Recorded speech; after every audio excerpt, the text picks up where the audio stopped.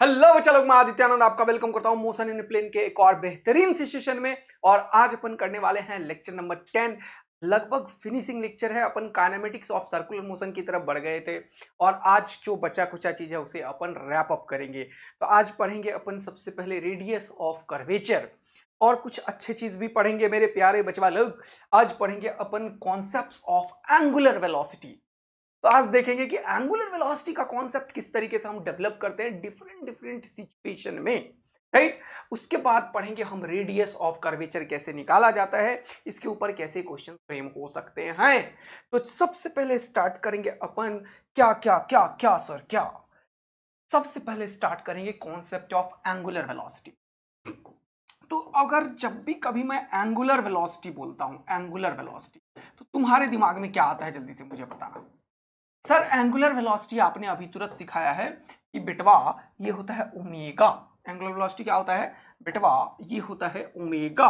और ओमेगा क्या होता है मेरे प्यारे दोस्त, D theta by d T. ये स्मॉल एंगल है अगर, तो ये वेक्टर क्वांटिटी को इंडिकेट करता है। यानी कि ओमेगा होता है rate of change of angular displacement. इतना तो क्लियर कॉन्सेप्ट तुम्हारे दिमाग में है। हाँ सर बहुत ही बढ़िया। कभी भी आप अगर एंगुलर वेलोसिटी मेरे सामने बोलते हो तो मेरे दिमाग में आता है ओमेगा इज इक्वल टू क्या, rate of change of angular velocity, rate of change of angular velocity, angular displacement, sorry, rate of change of angular displacement. Okay, angular displacement को हम किस चीज से यूज करते हैं मेरे दोस्त, एंगुलर डिस्प्लेसमेंट को हम किस चीज से डिनोट करते हैं मेरे दोस्त, जल्दी से बता दो। सर ये एंगुलर डिस्प्लेसमेंट जो है ना वो थीटा से यूज होता है। बहुत ही बढ़िया। अब तुम्हारे लिए मेरे पास कुछ कुछ क्वेश्चंस हैं। इस लाइन को और डिटेल में थोड़ा सा समझने की कोशिश करेंगे। और हम यहां से जो लास्ट क्लास में मैंने बताया था कि अगर कोई भी ये सर्कुलर मोशन है, अगर कोई भी ये सर्कुलर मोशन है, बहुत ही बढ़िया बात है सर। और यहां पे अगर मैं किसी पार्टिकल को इस तरीके से इस एक्स एक्सिस से कोई एंगुलर डिस्प्लेसमेंट थीटा दिया और ये जो चेंज हो रहा है उसका जो रेट होगा वही इस जगह का जो ओमेगा होगा उसे हम बोलेंगे। यानी कि अगर मुझे ये ओमेगा बताना है इसके रिस्पेक्ट में, अगर कोई ऑब्जर्वर यहां पे है तो मैं इस थीटा के रेट ऑफ चेंज को कंसीडर करूंगा। जिस तरीके से ये थीटा चेंज होगा वही ये ओमेगा बताने की कोशिश करेगा। अगर ये यूनिफॉर्म वेलोसिटी में है, यूनिफॉर्म मोशन में है, तो ये थीटा का rate of change always constant होगा। इसका क्या मतलब है, अगर 0 से 30 डिग्री को कवर करने में सपोज करो 3 सेकेंड लगा, तो अनदर 30 से 60 कवर करने में 3 ही सेकेंड लगेगा। यानी कि अगर 0 से 30 में 3 लगा तो 0 से 60 में कितना लगेगा, 6 सेकेंड लगेगा। 0 से 90 में कितना लगेगा, 90 लगेगा, 9 सेकेंड लगेगा। This is the actual meaning of omega constant और यूनिफॉर्म सर्कुलर मोशन। अब हम इसको दूसरे कॉन्सेप्ट में बताते हैं। तो एक क्वेश्चन का आंसर बताना देखते हैं कितने लोग कर पाएंगे। एक क्वेश्चन का आंसर बताओ।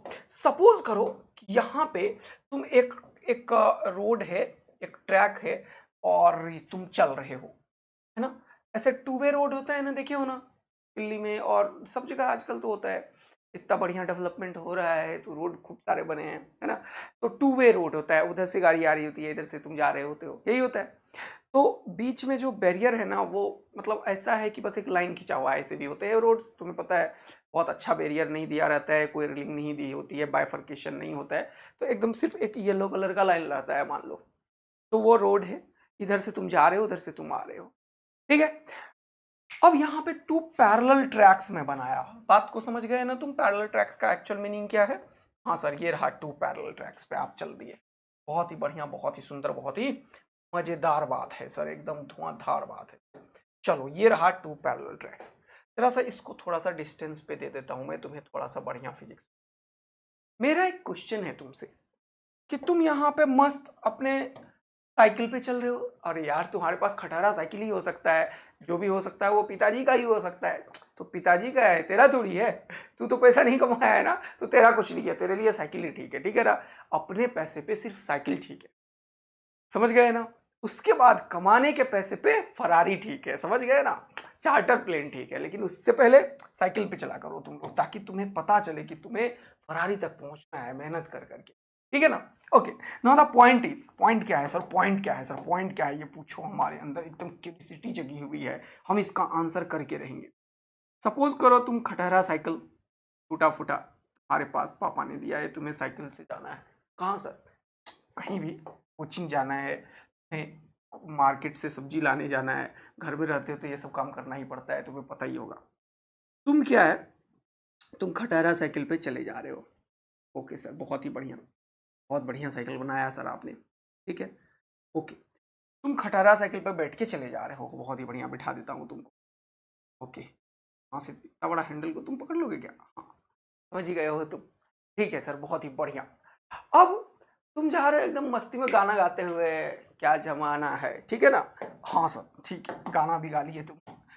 किस वेलोसिटी से जा रहे हैं sir, let it be the velocity v1, v1 velocity से इस ट्रैक पे तुम चले जा रहे हो। तुमने क्या देखा भाई साहब, थोड़ी ही देर जब तुम घर से निकल के इधर आए, तुम्हारे बगल से एक सुंदर फरारी निकलती है भाई साहब। ओहो फरारी, क्या बात है सर, क्या बात है, सुंदर फरारी, सुंदर वो भी, और उसके अंदर जो बैठी है ना वो तो बात ही अलग है, तुम्हारी वाली। तुम सोच रहे थे अरे ये क्या मैं देख पा रहा हूं, मेरी वाली को तो कल मैंने देखा था कि एकदम से पैदल चले जा रही थी रोड पे, आज फरारी, ये क्या हो गया भाई साहब। तो तुम क्या किए, तुम जरा सा देखना, तुम क्या किए, देखे तुम फरारी, तब तक जब तक तुम देखे तब तक तो ये निपट गई भाई। अब वो तेरी वाली नहीं रही, क्योंकि तेरे वाली तब तक थी जब तक साइकिल तक था, अब फरारी के बाद किसी और की, समझ ले बेटा, यही होता है, ठीक। तो ये फरारी का स्पीड ऑफ कोर्स तुमसे बहुत ज्यादा होगा भाई, लेट इट बी v2। मेरा क्वेश्चन क्या है वो समझ लो अब, is there any angular velocity involve in this physical situation, और is there any angular velocity omega defined in this physical situation। तो मेरा कहने का मतलब क्या है, ये जो फिजिकल सिचुएशन मैंने रेज किया है इसमें कोई ओमेगा डिफाइंड है क्या, जल्दी से बताना, क्या कोई ओमेगा डिफाइंड है, बताना मुझे। Is there any angular velocity, angular velocity, angular velocity omega defined है, जल्दी से बताओ, इस क्वेश्चन का आंसर बताओ, पॉज करके सोचो, रिकॉर्डिंग है तो, है ना। Yes sir, is there any angular velocity omega defined here. तो इस क्वेश्चन का आंसर करने से पहले तुम्हें समझना होगा कि what is the actual meaning of omega. तो मैंने क्या सिखाया है बेटा, omega is the rate of change of angular velocity. तो जब तुम अपनी वाली को देखे तुम, और तब तक ये फरारी तो निकल गई भाई, तुम तो साइकिल पे हो, यहाँ पे चल रहा है 290 किलोमीटर पर आवर, समझ रहे हो क्या स्पीड में चल रहा होगा। तो तुम देखो टुक, तुम देखो टुक, ओ भाई साहब, तो तुम्हारा जो ये मुंडी है ना, मुंडी, वो पहले तो देखा टुक, और फिर उसके बाद फरारी टुक, ये मुंडी रोटेट कर रहा है, देख रहे हो कि नहीं, रोटेट कर रहा है, देख रहे हो कि नहीं। ये एग्जाम में पूछा गया है, जेईई में एक बार पूछा था ये क्वेश्चन, समझ रहे हो कि नहीं, 2 बार पूछा हुआ है। तो यहां से सामने क्या हो रहा है, देख रहे हो तुम फरारी को, और थोड़ी देर में फरारी यहां ऐसे, ये जो मुंडी तुम रोटेट कर रहे हो ना, ये एक्चुअल में थीटा हो रहा है, थीटा, और थीटा का रेट ऑफ चेंज है। Yes there is omega involve in this also. तो दो पैरेलल ट्रैक पे अगर कोई चीज चल रहा होता है ना, तो भी ओमेगा इन्वॉल्व है, यानी कि ओमेगा इन्वॉल्व उन सब जगह हो सकता है जहां पे there is a rate of change of what, angular displacement theta. हुआ क्या, शुरुआत में इन दोनों के बीच का जो हालात थे मेरे दोस्त, वो ऐसा था, ऐसा था, ऐसा था, कैसा सर, कैसा कैसा, ऐसा, शुरुआत में ऐसा, और फिर ऐसा, फिर ऐसा, फिर ऐसा, फिर ऐसा। देखो सी है, there is a theta involve, ये हो गया थीटा, अब हो गया ये नया थीटा 1 मान लो, ये हो गया थीटा 2 मान लो, ये हो गया थीटा 3 मान लो, देखो थीटा चेंज हो रहा है ना। Yes sir, that's why the omega is involve here. तो क्वेश्चन था, is there any angular velocity omega defined here, answer है यस, आंसर है क्या? अब इसका क्वेश्चन का आंसर मैं कर रहा हूं, ऐसे सिचुएशन में तुम ये ओमेगा निकालोगे कैसे, क्या तरीका है ओमेगा निकालने का? तो हमने ये तो समझ लिया है कि ओमेगा हमने समझा कि कैसे डिफाइंड है सर, क्योंकि थीटा का रेट ऑफ चेंज है। थोड़ा सा इसको समझने की कोशिश करते हैं, एंगुलर वेलोसिटी ओमेगा को थोड़ा और अच्छे से क्लियर पिक्चर में लाते हैं। सपोज करो मेरे पास एक फिजिकल सिचुएशन है, तो क्वेश्चन है कि ओमेगा कब कब डिफाइंड होगा सर, किन किन सिचुएशन में डिफाइंड होगा ओमेगा, इसको जरा सा समझने की कोशिश करते हैं। ओमेगा डिपेंड करता है ऑब्जर्वर पे। ओमेगा डिपेंड करता है किस पे? ऑब्जर्वर पे। लिखो, ओमेगा डिपेंड्स ऑन ऑब्जर्वर। याद करो मैं कितना बढ़िया तरीके से तुम लोगों को ये सब चीज सिखाया है। फ्रेम ऑफ रेफरेंस, ऑब्जर्वर अगर कहीं पे है तो उससे रिलेटेड कोई फ्रेम होगा मेरे दोस्त। तो ओमेगा डिपेंड्स किस पे कर रहा है? डिपेंड्स ऑन, जल्दी से बताओ, ऑब्जर्वर। ऑब्जर्वर, तो ऑब्जर्वर क्या है? देखो सपोज करो कि तुम एक यहां पे इस पॉइंट से तुम एक रास्ते पे चले जा रहे हो। देखना कितना मजा दिलाता हूं अब मैं। यहाँ पे कोई एक ऑब्जेक्ट है, सपोज करो कोई ऑब्जेक्ट ही मान लेता हूं मैं, क्या ही फर्क पड़ता है इससे? हाँ सर कोई फर्क नहीं पड़ता है। सपोज करो कोई ऑब्जेक्ट है मेरे पास, ठीक है दोस्त? हाँ सर कोई ऑब्जेक्ट है। क्या हुआ? आया क्यों नहीं? आ क्यों नहीं रहा है?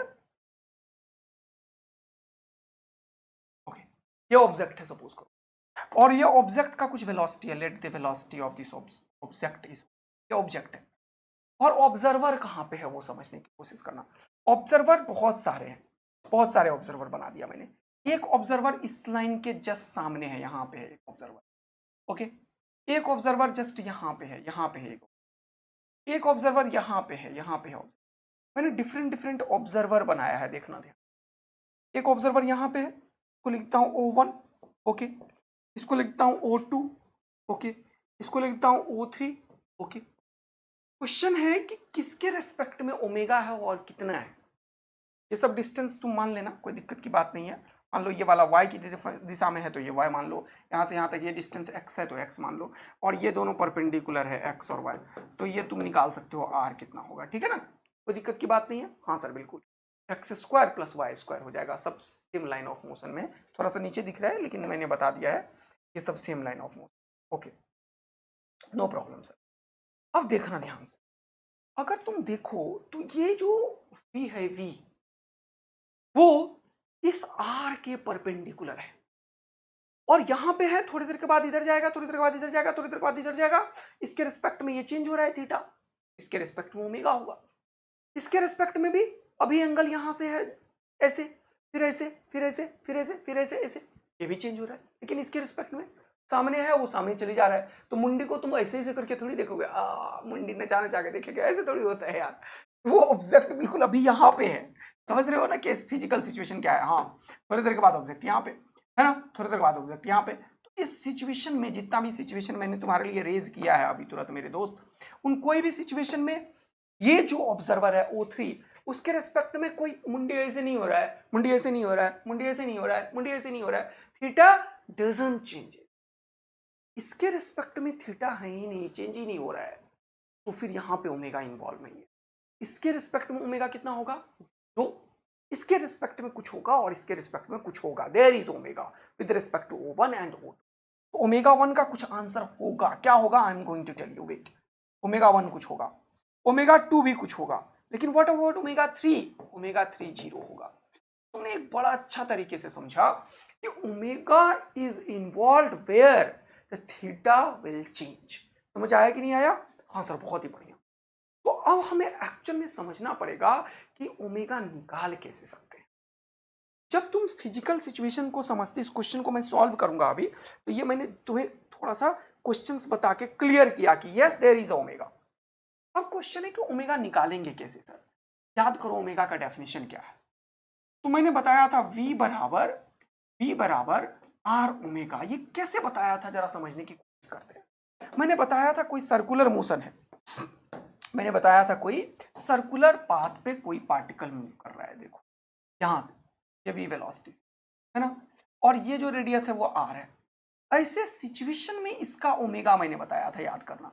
ऐसे सिचुएशन में बताया था इसका ओमेगा जो होगा वो v/r होगा। होगा ओमेगा वी बाय आर। हाँ सर लिखो जल्दी से, ओमेगा क्या होगा, ओमेगा क्या होगा, ओमेगा होगा वी बाय आर। एक्चुअल में ये वी कोई रेंडम वी नहीं है, जानते हो दोस्त, ये वी एक स्पेशल वी है। ये वी जो है वो स्पेशल वी है। कौन सा वी है स्पेशल, ये आर पे परपेंडिकुलर है।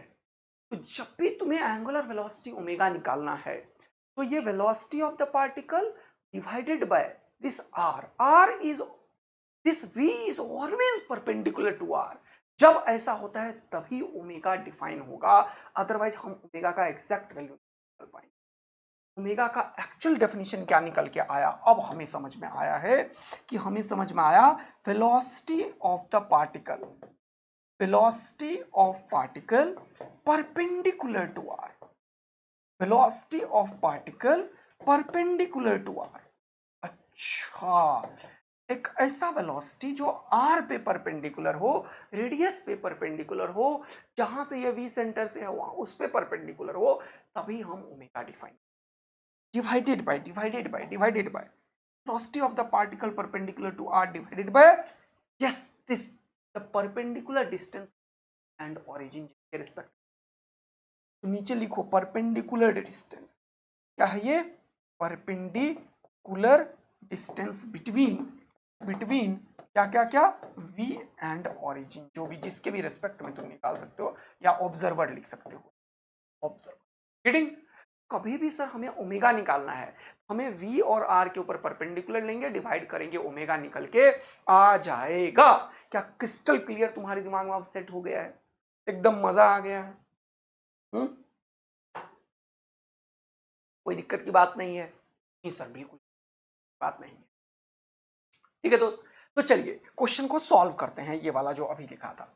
अब यहां पे देखो, इस पे अगर देखोगे ये पार्टिकल इस सर्कुलर पाथ में मूव कर रहा होगा, यहां पे ये v और ये r परपेंडिकुलर है, इसके रिस्पेक्ट में ओमेगा क्या होगा, v बाय r परपेंडिकुलर, ये r परपेंडिकुलर ही y है, तो यहां पे v बाय y इसका आंसर हो जाएगा। देखो मजा आया? हाँ सर ये बात समझ। Now the question is, question मैंने जो बनाया था कि find the angular velocity omega with respect to O1, with respect to O2, with respect to O3। तो O3 और O1 तो मैंने 0 बता दिया। Now the question is what is the angular velocity of this particle v with respect to omega with respect to O2। ये question है, इसको मैं सॉल्व कर रहा हूं। यहाँ पे दूसरे पेज पे करूं या यहीं पे हो जाएगा, काफी जगह है तो खराब करोगे जगह को। यहाँ पे लाइन खींचता हूं मैं 2। ठीक है सर, बहुत ही। अब मेरा क्वेश्चन है ये निकालना, कौन सा चीज निकालना सर, ये O2 के रिस्पेक्ट में क्या होगा। चलिए मैं फोटो बना के क्वेश्चन को सॉल्व, ठीक है। तो अब देखना, यहां पे थोड़ा सा खिचड़ी पका हुआ, इसलिए दूसरा फोटो की तरफ बढ़ा मैं। ये वाला डिस्टेंस जो है वो कितना है, देखो इसको पैरेलल शिफ्ट कर दो। ठीक है सर, चलो पैरेलल शिफ्ट करते। ये है ऑब्जर्वर मान लेते हैं यहाँ पे, ओके, यहाँ पे क्वेश्चन को बना दिया मैंने। और ये है तुम्हारा कौन सा चीज, ये O2 है मान लो, और ये वाला चीज है R। तुम्हें पता है कि ये वाला डिस्टेंस कितना है, ये वाला डिस्टेंस y है। तुम्हें पता है ये वाला डिस्टेंस कितना है, x है। और तुम्हें पता है पार्टिकल किधर जा रहा है, इधर की तरफ जा रहा है v वेलोसिटी से। यही फिजिकल सिचुएशन में यहाँ पे बना दिया। क्या तुम्हें कोई दिक्कत आने वाला है, बताओ मेरे लाल, मेरे लाल बताओ मेरे लाल।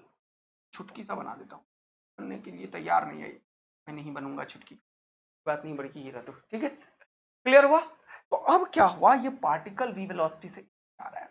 अब बहुत इंपॉर्टेंट, ये वाला डिस्टेंस तुमने बताया अभी तुरंत x होगा, ये y होगा। मान लिया ये एंगल थीटा होगा, तो सबसे पहले समझने की कोशिश करते हैं कि इसके रिस्पेक्ट में जो ओमेगा डिफाइन होगा वो कैसे होगा। वो जब तक इस v का परपेंडिकुलर कंपोनेंट नहीं आएगा तब तक डिफाइन नहीं होगा। तो ये जो v इस r के ऊपर परपेंडिकुलर है, वो रिस्पॉन्सिबल होगा यहाँ पे O3 को क्रिएट करने के। इसके चलते मैंने माना कि इसको एक्सटेंड कर देता हूं मैं, और क्योंकि हॉरिजॉन्टल से ये एंगल थीटा है तो ये एंगल भी थीटा हो जाएगा। v का ये वाला कंपोनेंट हो जाएगा v cos थीटा, बोलो हाँ है ना। और v का ये वाला कंपोनेंट हो जाएगा v sin थीटा, बोलो हाँ है ना। तो ओमेगा जो होगा वो क्या होगा, वो देखो, ओमेगा जो होगा वो हो जाएगा ये v बाय r परपेंडिकुलर। तो ओमेगा जो होगा ओमेगा 2, ये क्या हो जाएगा, ये हो जाएगा v sin थीटा, ये दोस्त, और डिवाइडेड बाय r परपेंडिकुलर क्या है इस बार r।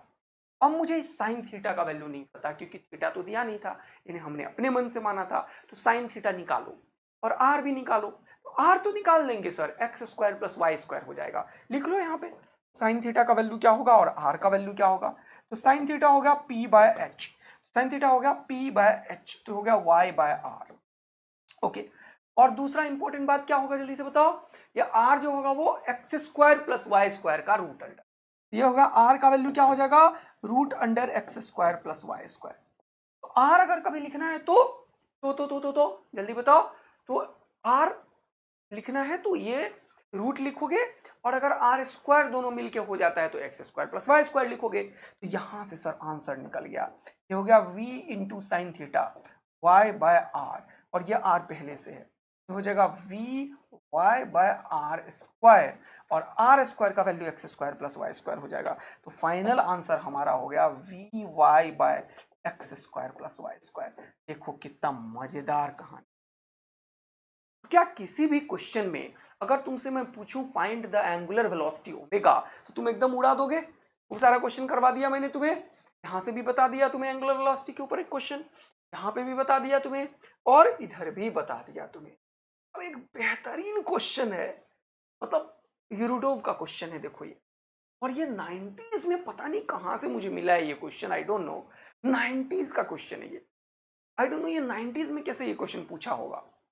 इसको पढ़ो जरा सा, देखो कब का क्वेश्चन कहाँ पे आया हुआ है, देख रहे हो, इसको पढ़ो। ये 90s का मुझे आइडिया नहीं है यार, मैंने किसी बुक में नहीं देखा, लेकिन ये कहीं ना कहीं से मेरे पास था ये क्वेश्चन। तो देखो तुम्हारे लिए कितना बढ़िया क्वेश्चन, इसको मैं हटा दिया।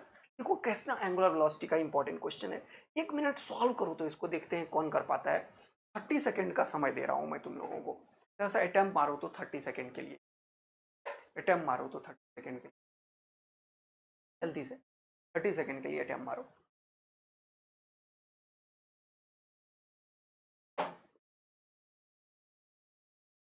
देखना तो क्या कर पाते हो, रीड करो, get involve into the process, the learning demands involvement, the involvement of your knowledge, involvement of your mind, involvement of your body, everything.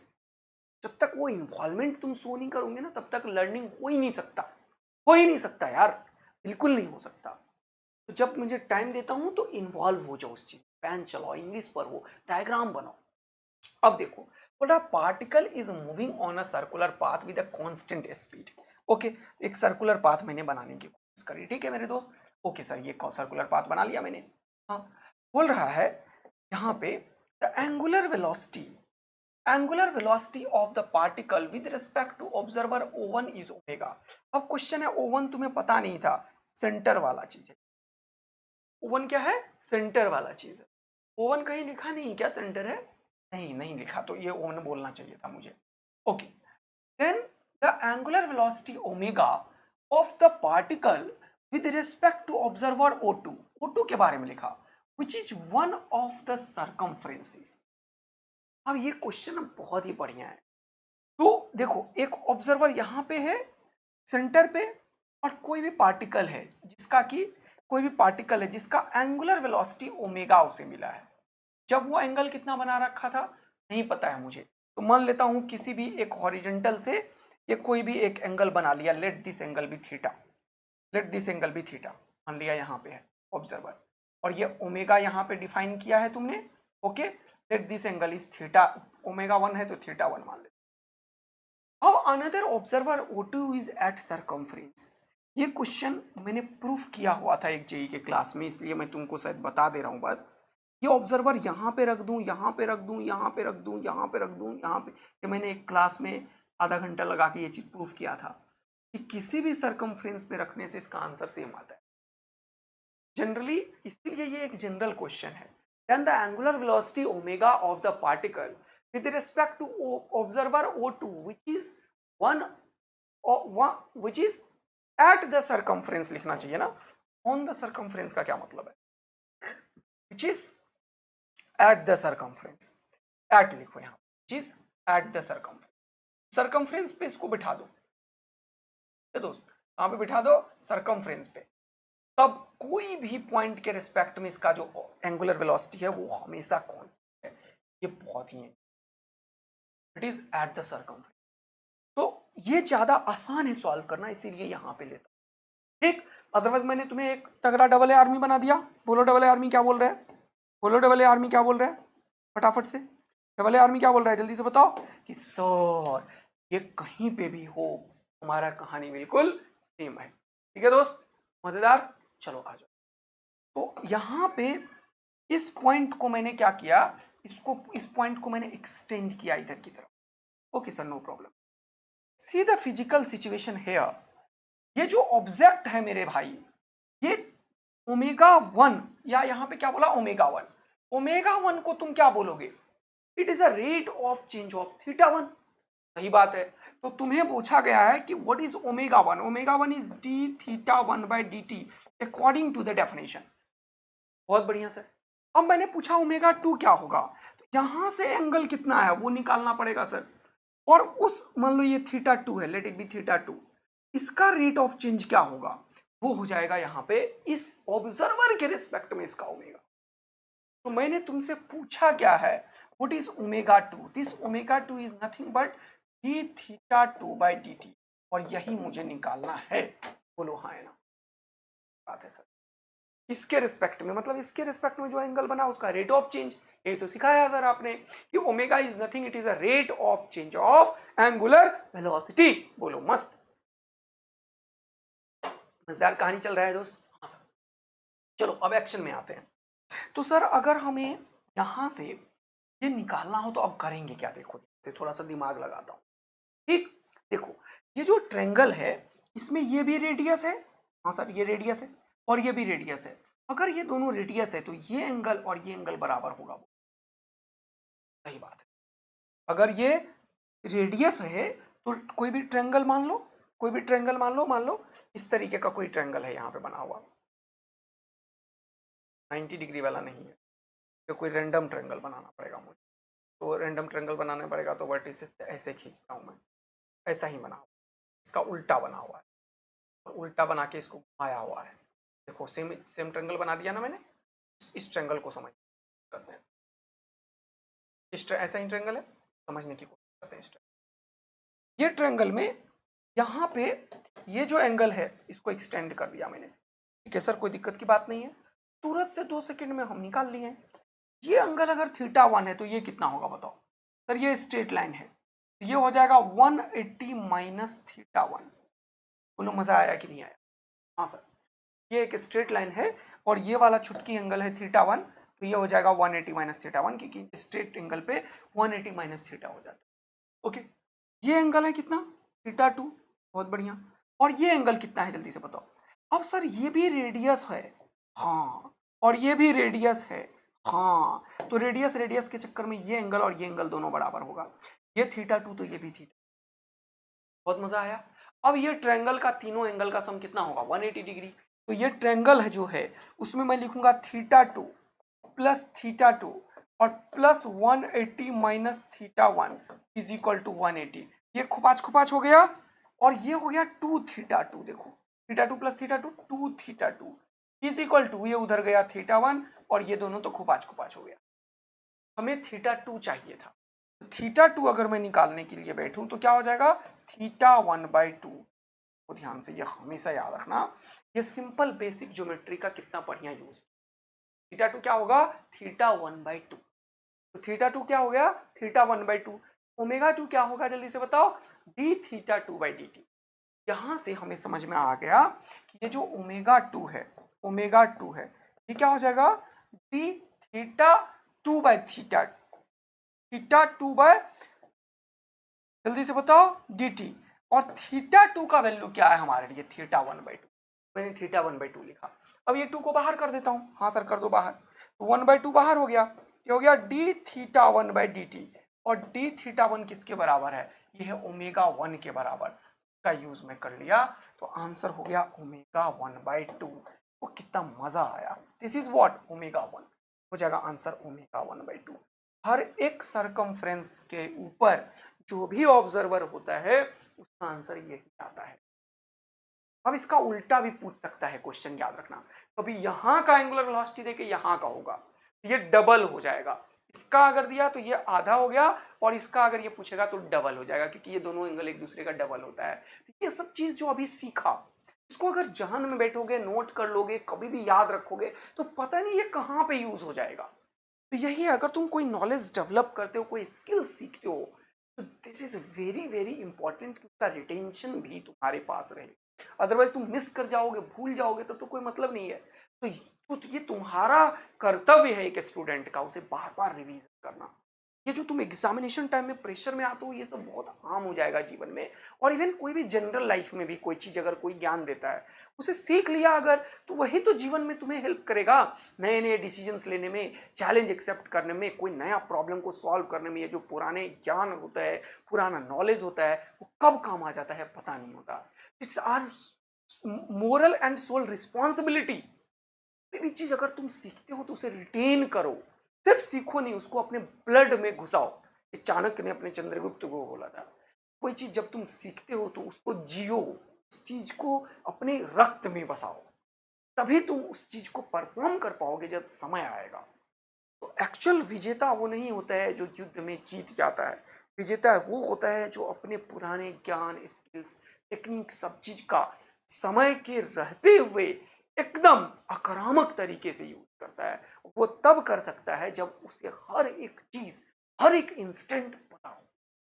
जैसे सुपर कंप्यूटर क्यों कंप्यूटर हो गया है, एआई क्यों एआई है, एआई का जमाना है, क्यों? क्योंकि उसके अंदर मेमोरी इनबिल्ट ऐसा है कि हम जो भी डेटा फिट करते हैं सट से आंसर आ जाता है। हमारे दिमाग से बड़ा एआई दुनिया में बन ही नहीं सकता, पता ही है तुम्हें। इन ब्रेन से जरा मेमोरी डेवलप ही नहीं हो सकता।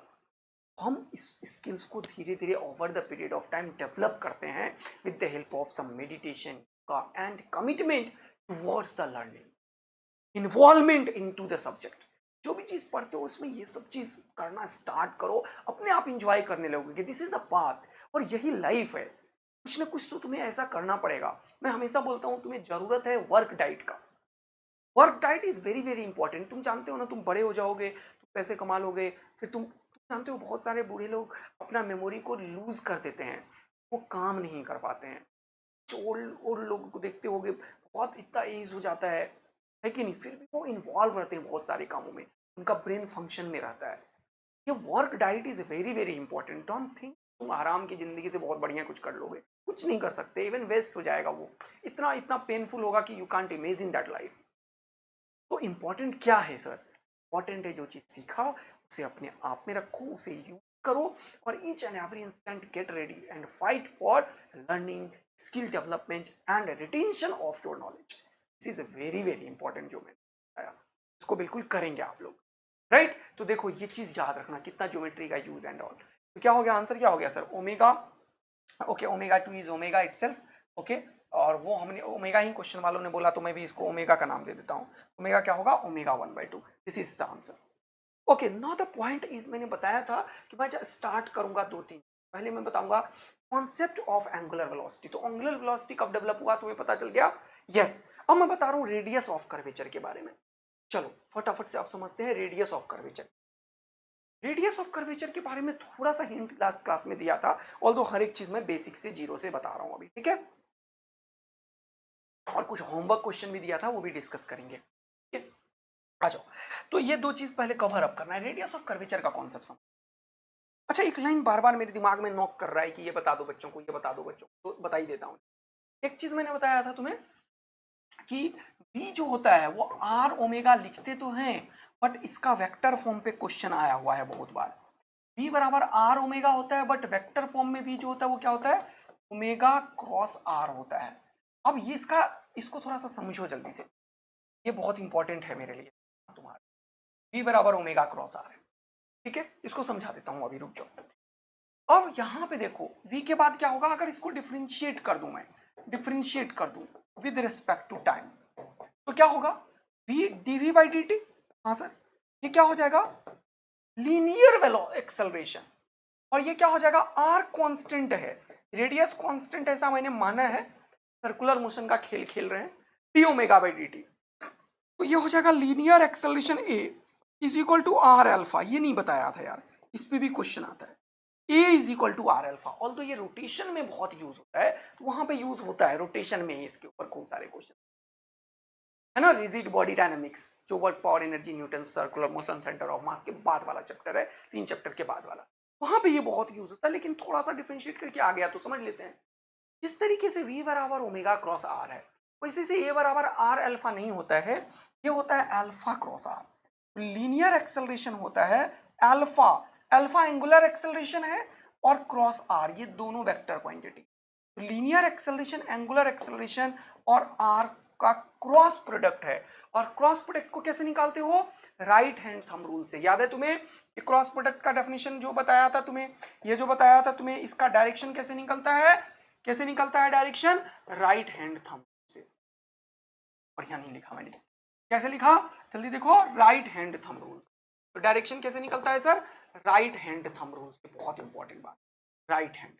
ओके सर, यहां पे फिंगर यस, पाम यस, और थंब,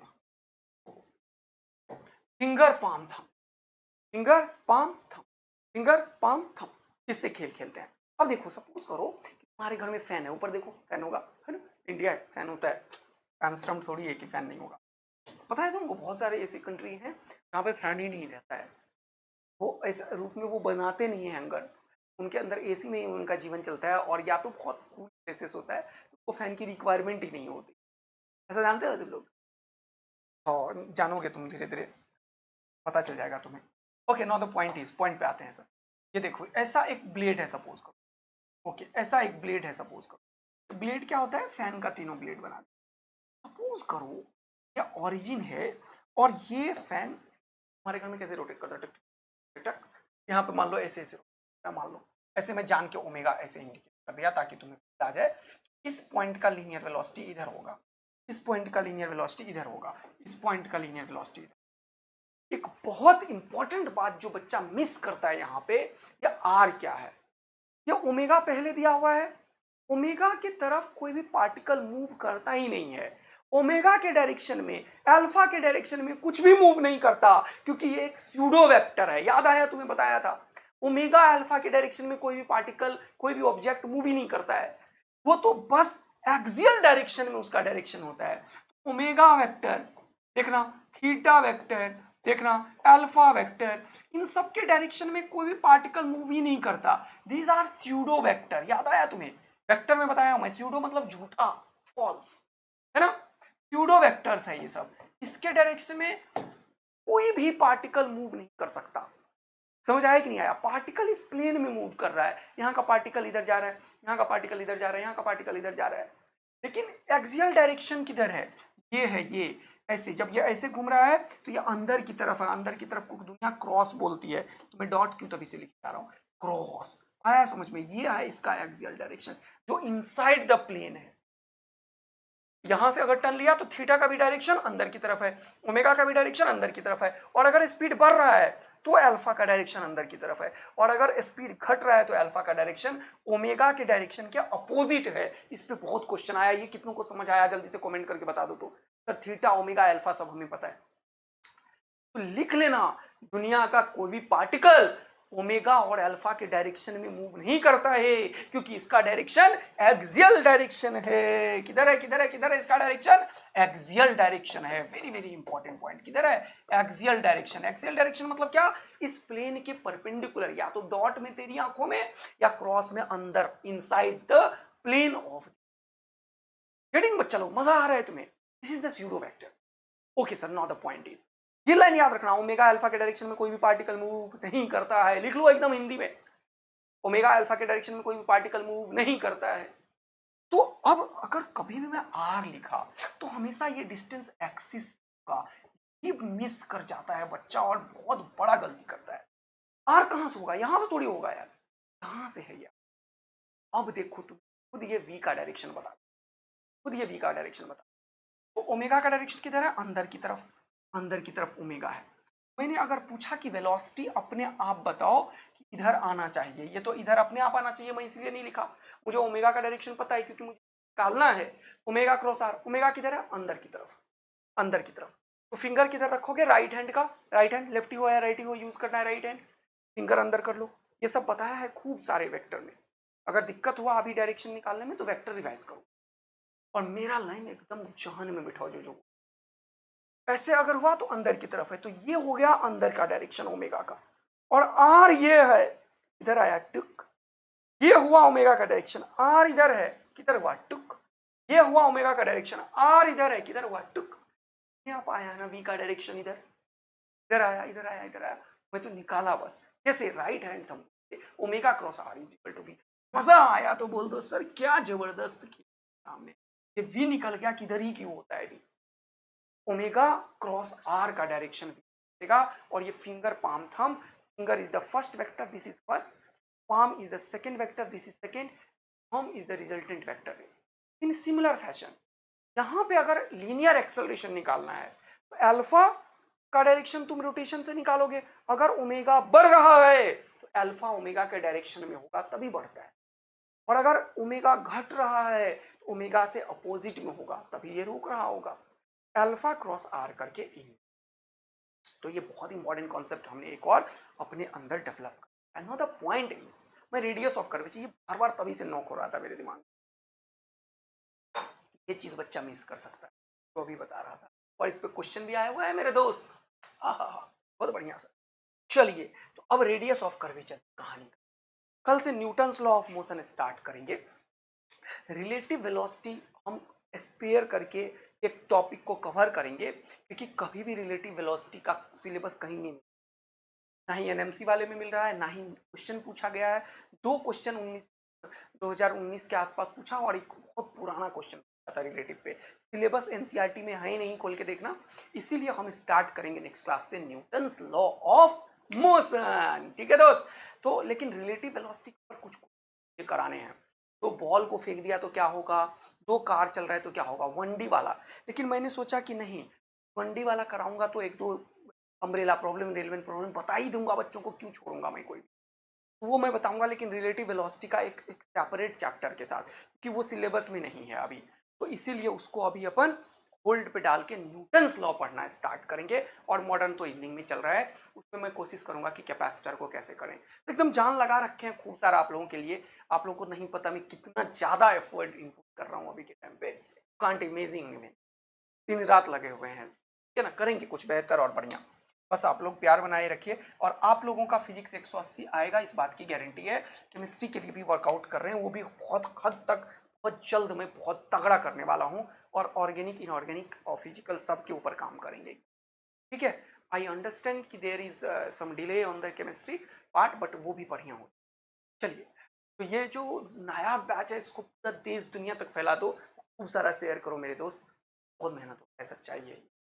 रेडियस ऑफ कर्वेचर की बात कर रहे हैं, तो सर आपने कल बताया था एक फोटो बना के कि रेडियस ऑफ कर्वेचर देखो अलग अलग पाथ में जान के बना रहा हूं, ताकि तुम्हें फील आए, सब जगह का सर्कुलर पोजीशन अलग अलग है, सब जगह का सर्कुलर पोजीशन अलग अलग है, रेडियस भी अलग अलग, देखो ऐसा मैंने फोटो बनाया। अगर मैं बोलूं यहाँ का रेडियस बताओ क्या होगा, कोई भी पार्टिकल जो मूव कर रहा है, देखो ये शार्प कॉर्नर है, यहाँ पे इस तरीके से हमें पता चल रहा है, यहाँ का सर्कुलर मोशन अगर करेंगे तो ऐसा एक सर्कल बनेगा, ठीक है ना।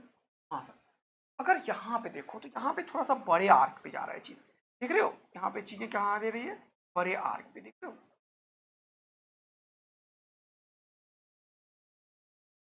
है ना, बड़े आर्क पे जा रहा है, ओके। यहाँ पे देखो, यहाँ पे बहुत छोटा सा सर्कल बन रहा है, हाँ ये कर्व से, यानी कि हर एक जगह का सर्कल अलग अलग है, हर एक जगह का सर्कल का जो रेडियस है, इसे एग्जैक्ट इसी पॉइंट पे मैं आइडेंटिफाई करना चाहूँ what is the radius of curve, तो क्या होगा सर, तो ये वाला जो आर होगा ये वी के ऊपर परपेंडिकुलर, ये होगा रेडियस ऑफ, यहाँ पे इस सर्कल को, थोड़ा सा सर्कल अच्छा नहीं बना लेकिन समझ ही गए हो तुम, इसका जो सेंटर होगा यहाँ पे, ये हो जाएगा इसका रेडियस ऑफ कर्वेचर, मान लो यहाँ पे R1 है, मान लो ये, मान लो R2 है, ये छुटकी सा जो यहाँ पे सर्कल बनेगा, इसका जो रेडियस होगा वो यहाँ का रेडियस ऑफ कर्वेचर होगा। तो रेडियस ऑफ कर्वेचर हम डिफाइन कैसे करेंगे, इंपॉर्टेंट बात ये है, तो रेडियस ऑफ कर्वेचर का डेफिनेशन फिर से वहीं से निकल के आ जाएगा जो मैंने कल पढ़ाया था, सेंट्रीपिटल एक्सेलरेशन, कि मैंने बताया we have 2 different kind of acceleration, one is centripetal acceleration, other is radial acceleration. Centripetal acceleration क्या करता है, ये पार्टिकल को सर्कुलर पाथ पे मूव करने के लिए रिस्पॉन्सिबल होता है, तो सर्कुलर पाथ पे मूव करने के लिए जो रिस्पॉन्सिबल एक्सेलरेशन है वो v² बाय r है, या r ओमेगा स्क्वायर है, तो अगर इस पॉइंट पे कोई भी पार्टिकल का वेलोसिटी इधर की तरफ है, let it be v1, let it be v, यहाँ पे मान लेते हैं let it be v, okay got it, हाँ सर समझ में आ रहा है। तो ये जो रेडियस ऑफ कर्वेचर निकलेगा, ये आर को इधर रखेंगे और V square by A C, तो क्या होगा वो देखो। तो रेडियस ऑफ कर्वेचर का डेफिनेशन लिख रहा हूं मैं, R O C is equal to V square divided by A. अब ए सी मैं जान के नहीं लिख रहा हूं, ए सी और वी में क्या रिलेशन है, ए सी ऑलवेज इस वी के ऊपर परपेंडिकुलर होता है, बोलो हाँ है ना। A C is always towards the, AC is always towards the center होता है, AC is always towards the center होता है, that's why it is centripetal, और this acceleration towards the center is responsible for the particle to moving in a circular path।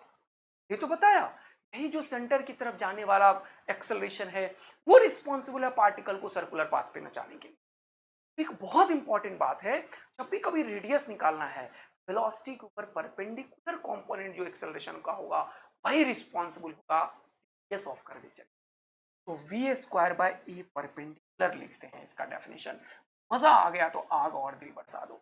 यानी कि radius of curvature कभी भी अगर हमें समझना है सर, हमें क्या होगा, स्पीड ऑफ द पार्टिकल का whole square, speed of particle या ऑब्जेक्ट जो भी तुम, इसका क्या लिखोगे, होल स्क्वायर डिवाइडेड बाय, ध्यान देना, इसका whole square divided by component, perpendicular component of acceleration, किस पे, क्या लिखोगे, परपेंडिकुलर कंपोनेंट, परपेंडिकुलर कंपोनेंट, कंपो से समझ जाओगे ना, component of acceleration on v, this is very very important. तो यहां से हमें निकल पाएगा रेडियस ऑफ कर्वेचर। इसका एक और है, इंजीनियरिंग में पढ़ा था हमने, हायर इंजीनियरिंग में इसको समझाते हैं, वो डिफरेंशियल कैलकुलस से निकल के आता है, लेकिन उसका कोई मतलब नहीं होता है, ठीक है। तो तुम्हारे रीजन में ये एडवांस में भी बेकार एक फॉर्मूला लिख दूंगा, रट्टा मारते रहोगे, क्या फर्क पड़ता है। तो चीज इंपॉर्टेंट है उसको सिखा देते हैं, कोई भी क्वेश्चन आएगा तो एकदम फेरो देंगे। तो क्या होगा, स्पीड ऑफ द पार्टिकल का whole square divided by perpendicular component of acceleration on velocity on v, ठीक है बिल्कुल। तो यहाँ पे देखो, तो ये इस चीज को अपन कवर अप करते हैं, एक दो क्वेश्चन तब मजा आएगा सर, ठीक है। चलिए तो रेडियस ऑफ कर्वेचर को फोड़ते हैं फटाफट। तो मैंने सपोज करो एक क्वेश्चन यहाँ पे बनाया, क्वेश्चन बनाया मैंने, सपोज करो कि कोई भी पार्टिकल है और यहाँ पे वो प्रोजेक्टाइल मोशन कर रहा है, मान लो पार्टिकल क्या कर रहा है, प्रोजेक्टाइल मोशन, ओके हाँ सर। और यहाँ पे पार्टिकल ने अपना वी वेलोसिटी से इसको तुम, ओके नो प्रॉब्लम सर। अब मैं तुमसे जानना चाहता हूं, बताओ जब ये पार्टिकल अपने मैक्सिमम हाइट पे होगा, थोड़ा अच्छा डायग्राम बना सकता हूं क्या, पार्टिकल को मैंने 2 स्पीड से थीटा एंगल पे फेंका, तो मैं पूछ रहा हूं find the radius of curvature, find find r O c of particle when when it is at maximum height।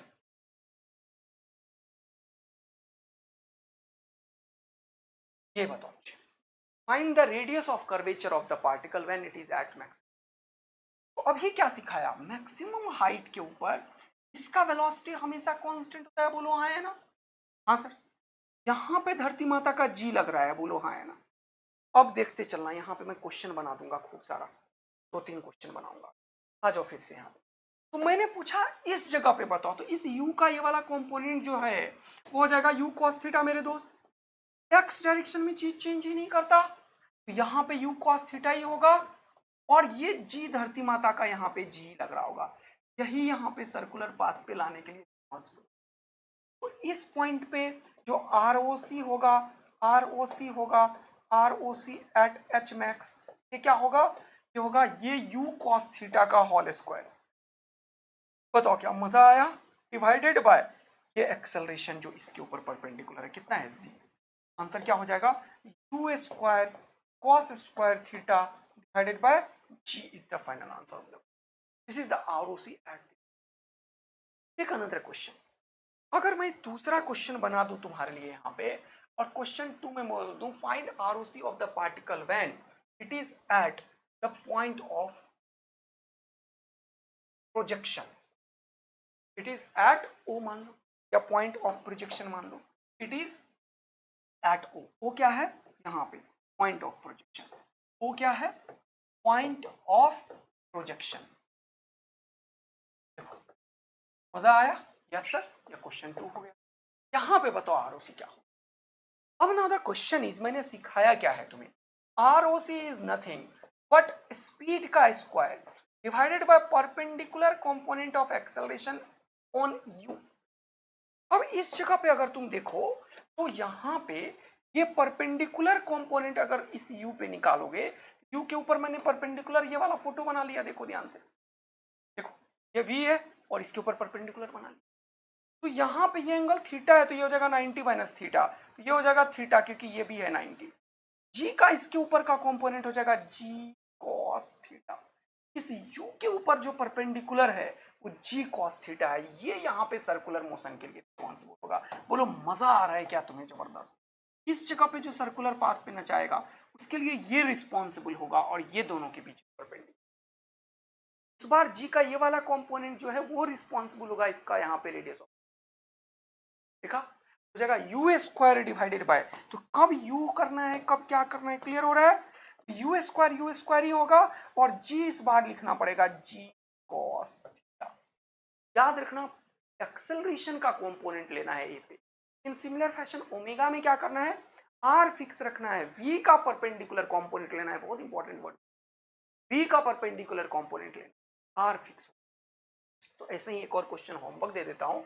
इस जगह पे ये क्वेश्चन मैं सॉल्व नहीं करूंगा, तुम खुद इस जगह पे बताओ मुझे, अगर ये जितने से जाता है उतने ही से टकराता है, वैसे बोलना नहीं चाहिए लेकिन बोल दिया मैंने।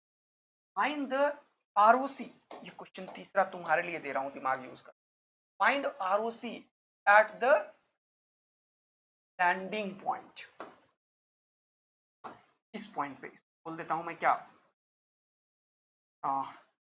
एफ फाइनल पॉइंट बोल, फाइंड आरओसी एट एफ, है ना, at when it is at f, okay तो इस पॉइंट पे भी आरओसी बनेगा, व्हाई नॉट।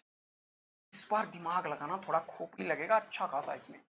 ऐसे रेडियस ऑफ कर्वेचर कैसे बनेगा सर? यहाँ ये टेंजेंशियल वेलोसिटी, हम इसका एक्सेलरेशन के बीच में एंगल कितना होगा, ये छुटकी सा, उसका ये वाला कंपोनेंट नहीं ये वाला कंपोनेंट चाहिए क्योंकि परपेंडिकुलर, ये यू स्क्वायर डिवाइडेड बाय ये वाला कंपोनेंट करना तो आंसर आ, ये क्वेश्चन अटेम्प्ट करना, बस एंगल का खेल है, ज्योमेट्री का खेल है, ठीक है, और कुछ भी नहीं।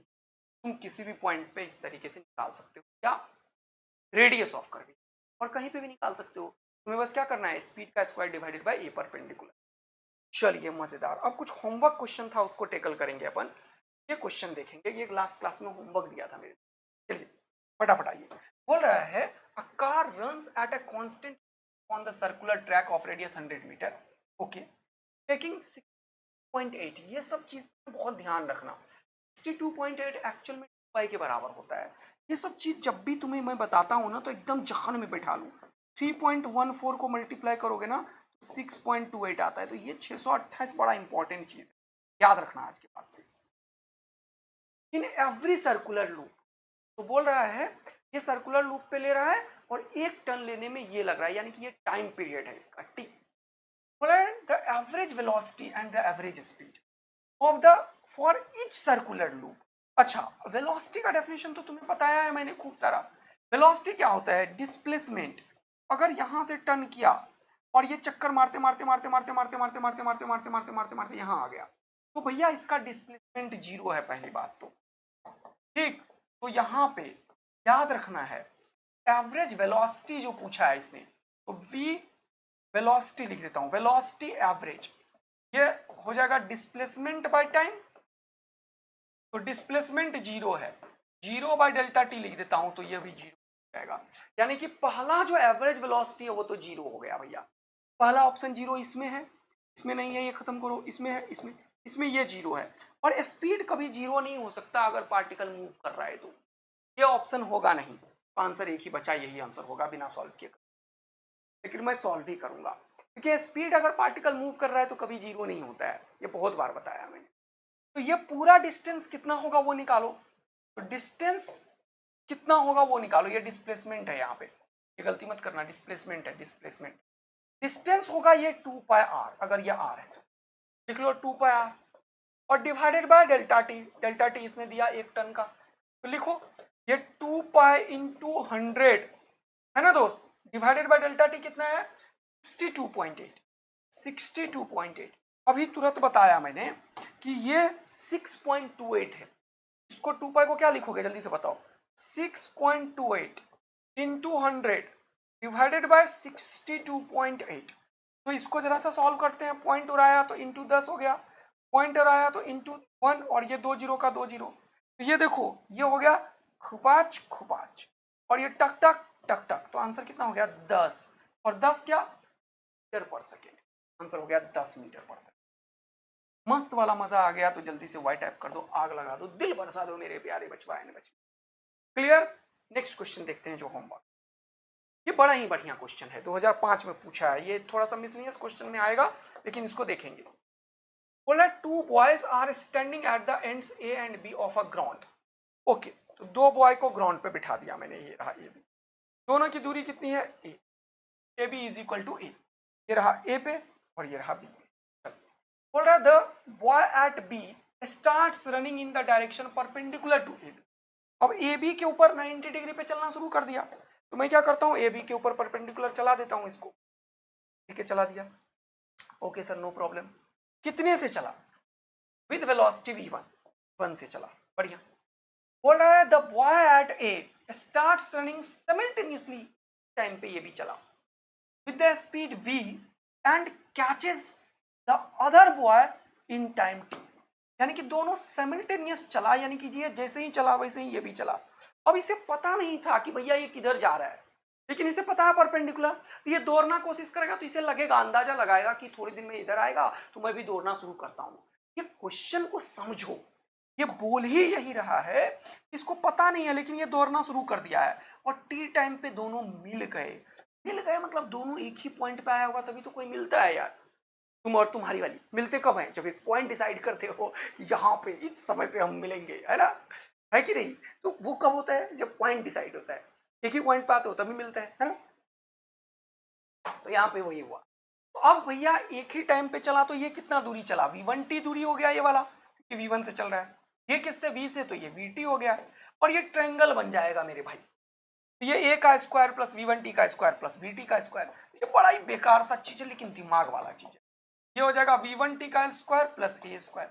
हमें निकालना क्या है, देखो बोल रहा है फाइंड t, तो t यहाँ पे है तो इसको इधर ले आओ, ये क्या हो जाएगा a स्क्वायर उधर रख दो, और टी स्क्वायर और टी स्क्वायर कॉमन ले लो, तो क्या हो जाएगा बी स्क्वायर माइनस v1 का स्क्वायर। तो ये t जो होगा स्क्वायर वो क्या हो जाएगा जल्दी बताओ, a square by v square minus v1 का स्क्वायर, और ये स्क्वायर उड़ाओगे तो रूट हो जाएगा, तो आंसर हो जाएगा a divided by root under v square minus v1 का स्क्वायर। तुमको मस्त मजा आया इसमें, हो जाएगा कौन सा, a divided by v square minus v1 का स्क्वायर डी। और कुछ क्वेश्चन होमवर्क का था क्या, एक दो और था, तो नेक्स्ट क्लास में करेंगे, कोई बात नहीं है।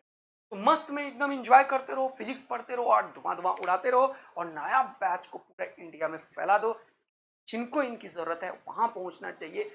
ये कंटेंट जो मिल रहा है ये टॉप टॉप कोटा, दिल्ली, हैदराबाद सब जगह की कोचिंग में बहुत मुश्किल से कुछ लोगों को मिलता है, और ऑनलाइन और ऑफलाइन का बेस्ट कंटेंट आपको हम प्रोवाइड कर रहे हैं।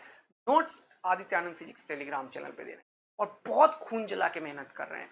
मेहनत का थोड़ा सा परिणाम जरूर मिलना चाहिए हम लोगों को, तो आप लोग प्लीज़ इसे शेयर किया कीजिए, और जरूर सब्सक्राइब किया कीजिए, और खूब सारा कमेंट करके बताया कीजिए और क्या मैं आपके लिए हेल्प कर सकता हूँ, और ये लेक्चर आपके लिए कितना बेनिफिट।